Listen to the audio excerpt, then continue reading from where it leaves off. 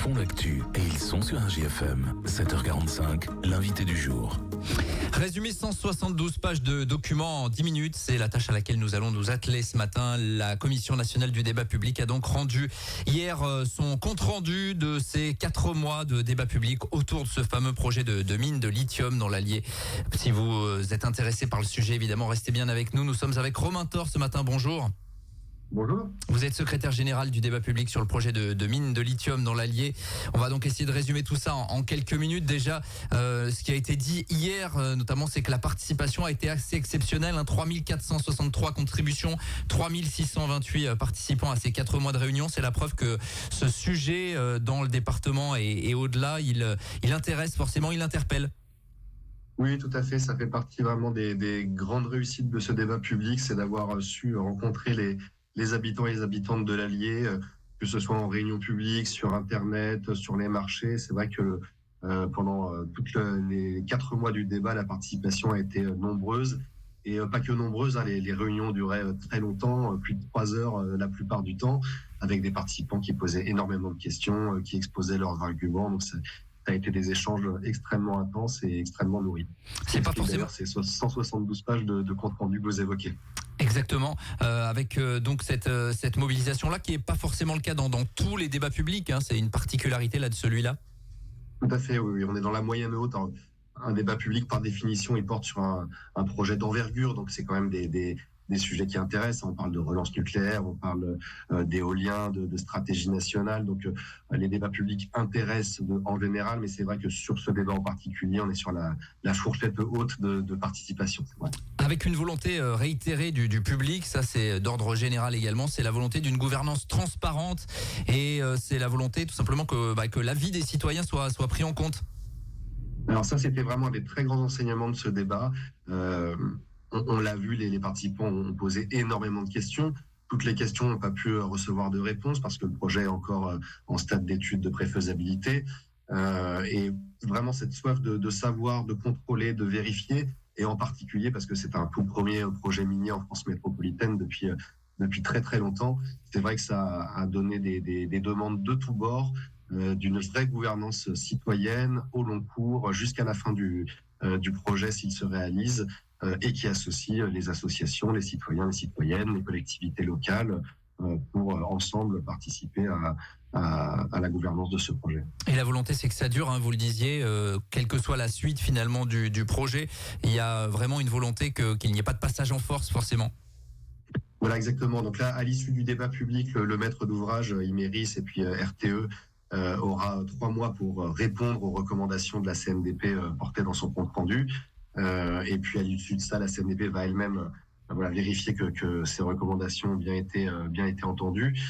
Et au terme de cette dernière étape, ce qu'on appelle la concertation continue va commencer sous l'égide de la CNDP. Donc ça veut dire que pendant 2-3 ans, jusqu'à l'enquête publique, si le projet se poursuit jusque-là, il y aura une présence de la CNDP pour s'assurer que cette participation citoyenne, elle continue, que les publics restent bien informés, qu'ils aient le droit de s'exprimer et de participer. Donc ça va être le coup d'envoi de cette gouvernance partagée si le projet se poursuit. Après, à plus long terme, ce sera aux différentes instances de s'organiser. Alors que l'on soit clair, vous avez parlé de recommandations, évidemment, il faut le préciser à nos auditeurs. Ce compte-rendu, il n'a pas valeur finalement à donner un avis sur la faisabilité du projet, mais quand même, le porteur de projet, il a obligation de répondre finalement à ces recommandations que vous formulez. Voilà, exactement. Nous, le rôle de la CNDP, c'est pas de dire c'est un bon projet, c'est un mauvais projet, il faut le faire, il faut pas le faire. Ça, c'est le maître d'ouvrage et les différentes administrations qui vont contrôler le dossier d'Imerys qui se prononceront.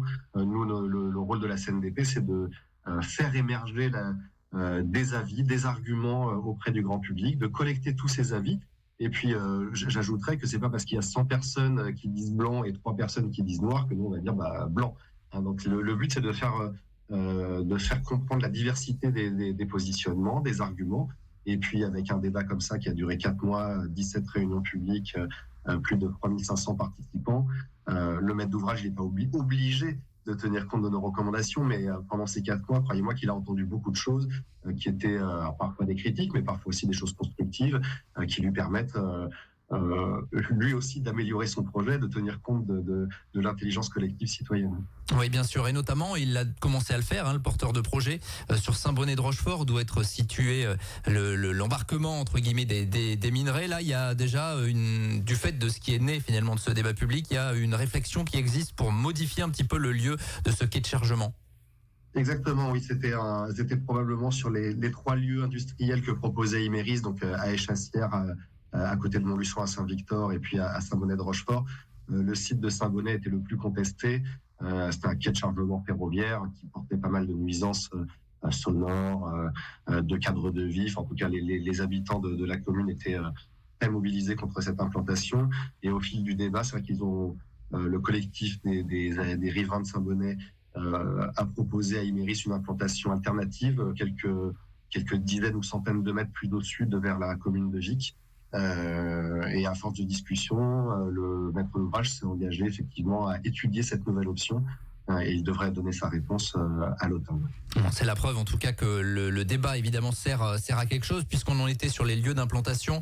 Un petit mot, puisque c'est plus proche de nous, sur Saint-Victor, donc avec cette usine de transformation qui pourrait s'installer. Là, il y a globalement pas vraiment de critiques, ou en tout cas c'est plutôt consensuel sur ce lieu. En revanche, il y a une intégration territoriale à parfaire, c'est ce qui a été dit hier. Oui, exactement. Alors, on a pu sentir à la fois le bassin de vie, la population, les habitants, les habitantes, qui étaient dans ce secteur de l'Allier plus favorable que dans d'autres à l'arrivée du projet d'Imerys. On sait que le bassin de Montluçon a un passé industriel, encore des activités industrielles aujourd'hui.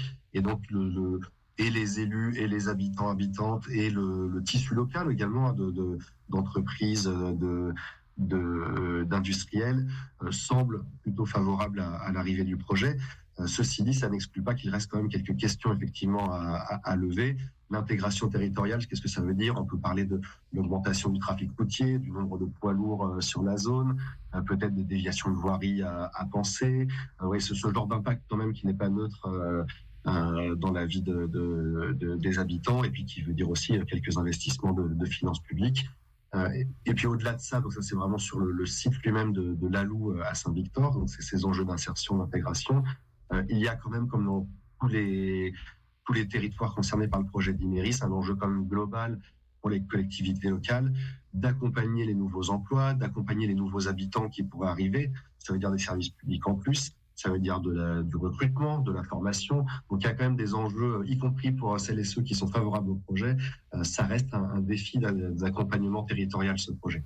Bien sûr. Il y a également une autre question qui a été posée et qui est donc dans ce compte rendu. C'est évidemment l'enjeu de la régénération de la ligne ferroviaire Gannat-Montluçon. On sait que le porteur de projet veut transporter le minerai uniquement par le ferroviaire. Vous, ce que vous avez pointé à l'issue de ces débats, c'est le fait que il y avait beaucoup de questions qui restaient en attente sur cette ligne. Est-ce qu'elle peut supporter ce trafic fret?